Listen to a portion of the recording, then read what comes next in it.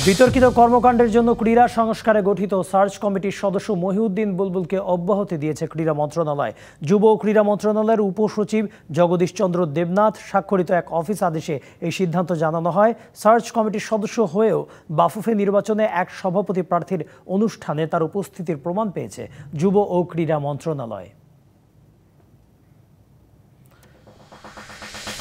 ঘরোয়া ফুটবলে অবশেষে ক্লাব পেলেন জামাল ভুঁইয়া। ঐতিহ্যবাহী দল ব্রাদার্স ইউনিয়নে যোগ দিয়েছেন বাংলাদেশ অধিনায়ক। ক্লাবটির কর্তারা জামালকে বরণও করে নিয়েছেন, তবে আবাহনীর সাথে চুক্তি সংক্রান্ত জটিলতা এখনও কাটেনি জামালের চুক্তি নিয়ে আবাহনী আপত্তি না জানালে ব্রাদার্সে খেলতে পারবেন এই মিডফিল্ডার।